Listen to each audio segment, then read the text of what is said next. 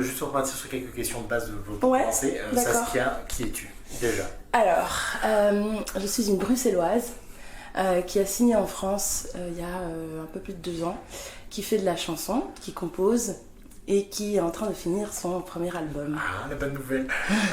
Et donc, tu l'as défini comment ta musique? Mais c'est marrant parce que tout à l'heure j'étais dans le Uber qui m'a pris à la gare Ah ouais. pour venir ici et du coup en parlant je lui explique que je suis artiste et il me pose la même question et je lui expliquais que j'ai jamais la réponse à cette question et du coup en débattant avec lui il a dit bah tu peux dire que c'est éclectique. Ah. C'était un peu le résumé de la conversation parce que finalement je pense que je mélange un peu différents codes. Ouais.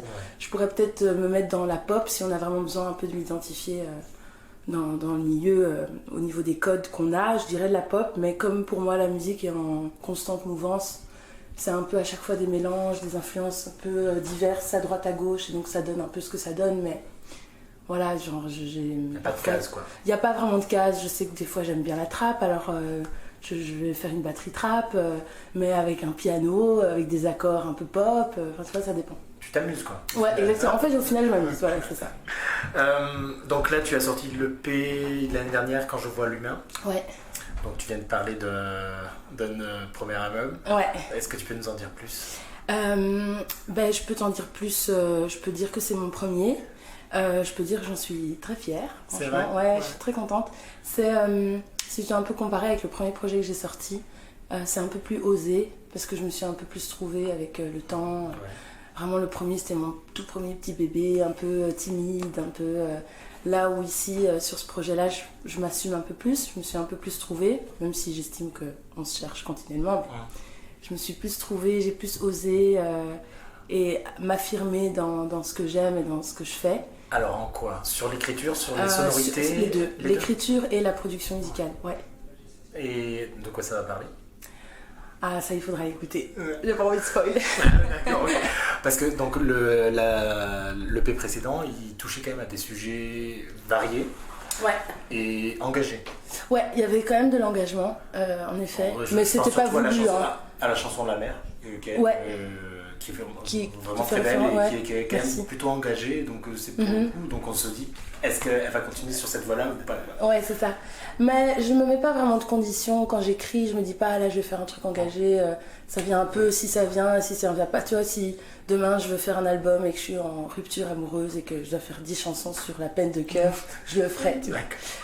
Mais c'est vrai que je trouve que dans le monde dans lequel on vit, ça nous imprègne tellement fort que c'est un peu... ça va de soi parfois que je parle de ce genre de thématique. Donc ça sera encore présent dans l'album. Bah, y a beaucoup plus de chansons Ouais. aussi. Mais pas que. C'est La Règle, le single que tu as sorti. Ouais, qui est l'année aussi un dernière. petit peu engagé. Enfin, Ouais. du moins, ça Ouais, traite de aussi, violence oui, conjugale voilà, et de... Est-ce que ça fera partie de l'album ou c'était Oui, un- celui, ah oui, si, c'est vrai. si. Ah oui, Ce d'accord. track-là, en fait, il y a eu beaucoup de changements et tout. Donc, en fait, de base, j'avais un deuxième projet, Ouais. premier album, avec une série de chansons, dont C'est la règle. Puis on a sorti C'est la règle, et en cours de route, j'ai changé. J'ai Oui, parce qu'il me composé semblait une que nouvelle chose. j'avais pas entendu parler de vol. Voilà, et il y a eu un gros trou Voilà, en c'est fait, ça, voilà, c'est ça. Donc on va quand même le mettre dans le projet parce que sinon il va être un peu tout seul, tout nu, genre un peu perdu.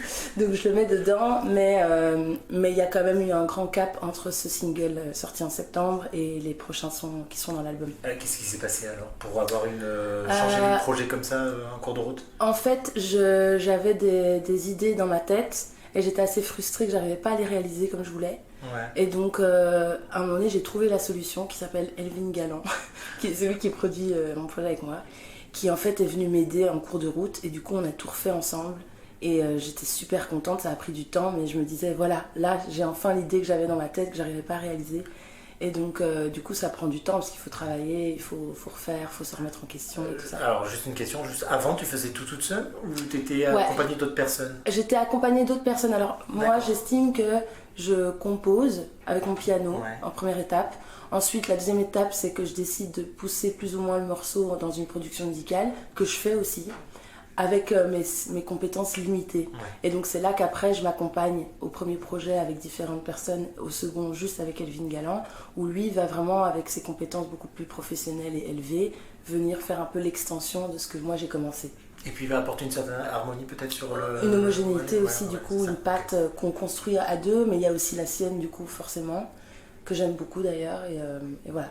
Du coup, ce projet qui va sortir, on est vraiment exclusivement deux, alors que sur le premier EP, il y a eu différentes collaborations selon le C'est type. pour le coup, il est beaucoup plus éclectique, il y a différents... On sent les sonorités différentes, les pattes différentes sur les 5 chansons. Ouais, c'est ça.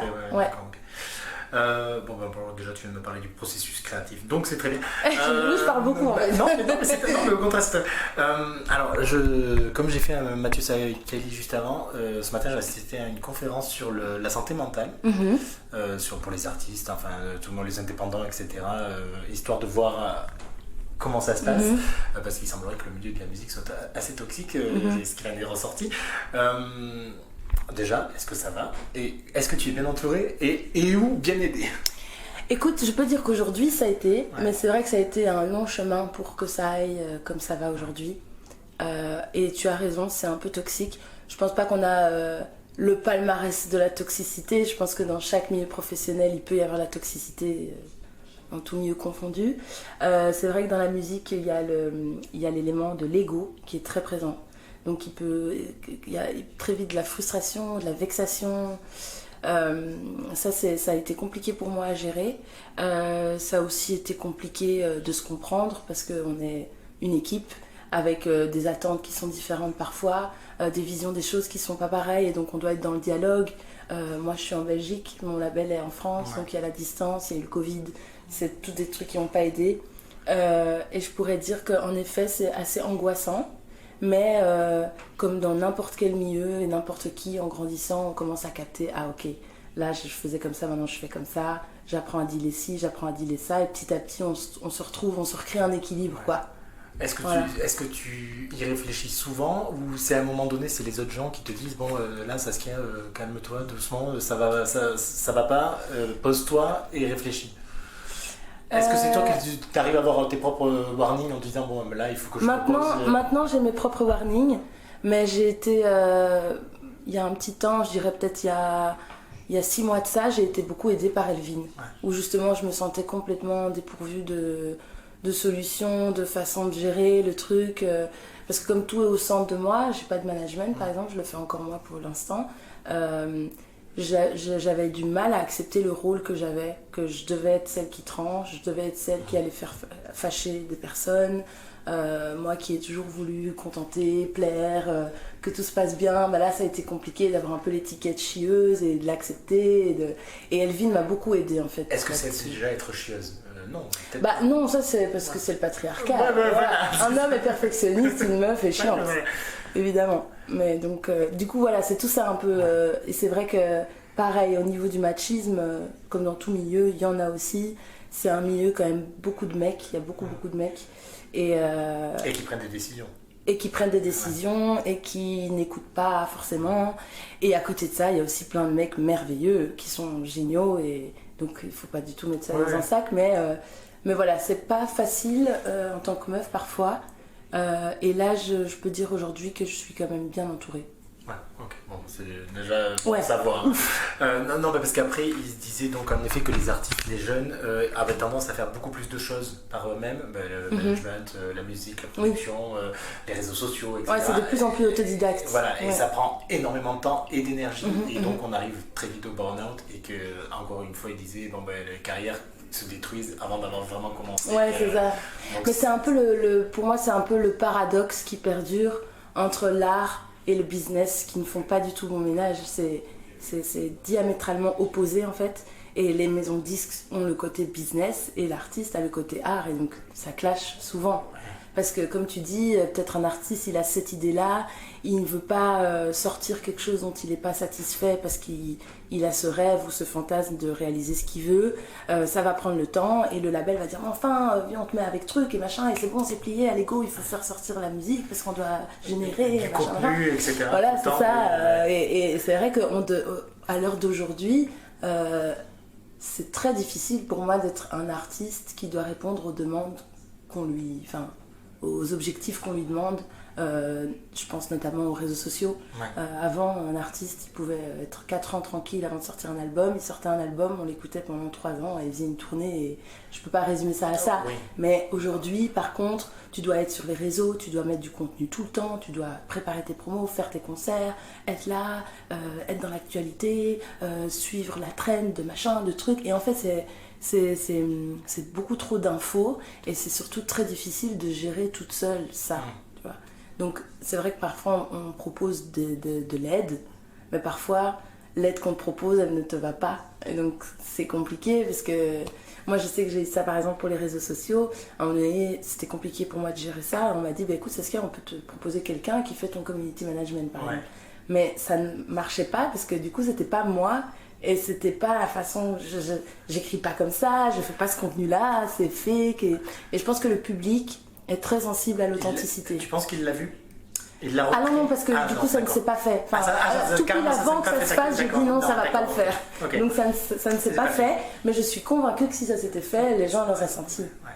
Et pareil, il parlait aussi dans une autre conférence, bon, j'assiste à beaucoup trop de conférences à ce moment, sur la relation aux fans. Donc tu parles du contenu, etc., sur les réseaux.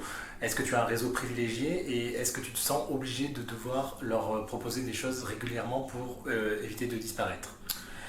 Non, je me suis justement... en fait là, par exemple, j'ai disparu là. Ouais. Là, je vais revenir parce que je vais commencer moi, rendu compte. Oui, voilà. J'ai clairement disparu et ça m'a fait du bien et j'ai pas tellement culpabilisé parce que, déjà, heureusement, j'ai pas une fanbase énorme et je pense que la fanbase que j'ai pu me construire jusqu'ici a une mentalité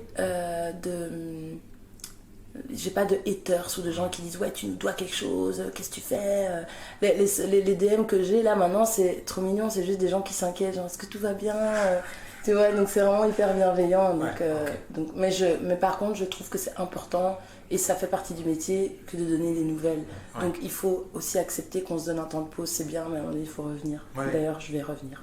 Ok, super, on va s'arrêter là-dessus.